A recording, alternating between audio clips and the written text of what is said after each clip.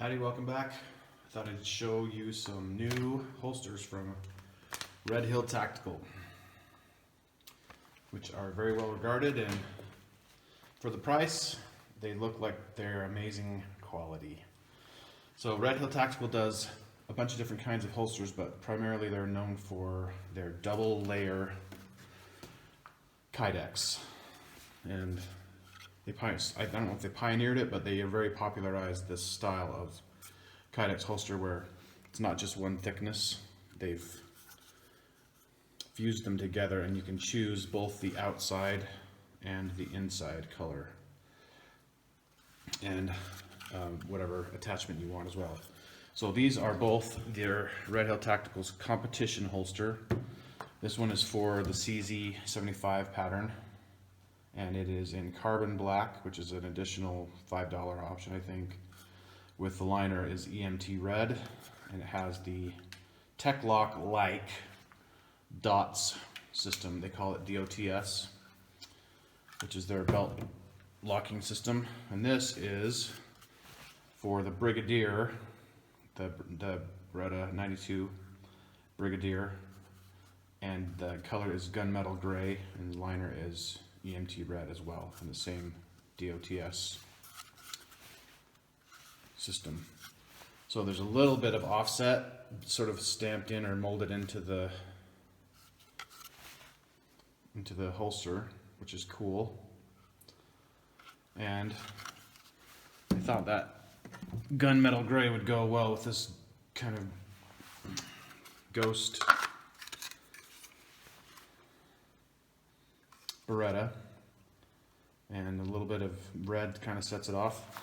And when I first opened this, when I inserted the gun into the holster, I was almost upset because it seemed like it was going to be too tight, and all the other Beretta 92 type holsters won't fit the Brigadier. So it has to be Brigadier specific, in case you were unaware. The Brigadier slide is thicker. It also has these reinforcements for the locking block. So you can see that it is shaving some material off of the inside of the holster, that red material. So I'm sure it will wear in, but it is slicing some of them out of there. The edges of this slider are new and sharp. But I just loosened up the screws a little bit, and it goes right in, and it retains up to my satisfaction.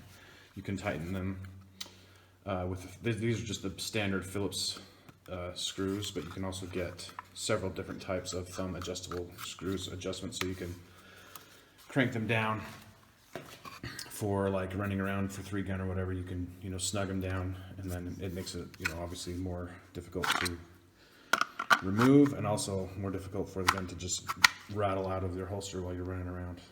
So very happy with the quality overall.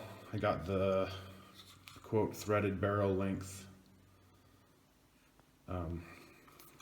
option, which is a zero cost option for this one, because I wanted to make sure I could cover the muzzle of the standard 92s, as well as if I ever get an M3 with a longer muzzle.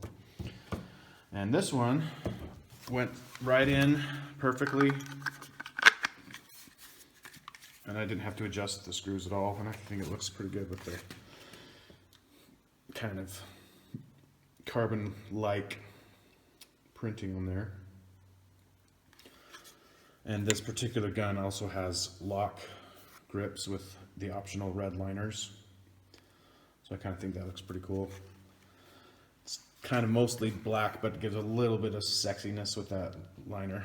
And then with the you can't really see the liner from certain angles, but from certain angles the liner of the double thickness of the holster kind of jumps out, which is pretty cool. So very impressed so far. And for the money, I mean, these were $60 each, which for today is actually a very good price, especially for holsters of this quality. These aren't the run-of-the-mill injection molded or the machine made ones from Blade Tech and Comtac, which they've gone to. These are handmade and hand molded double thickness kydex, and I think they are gonna be really good. So that's my initial impressions on Red Hill Tactical's competition holsters.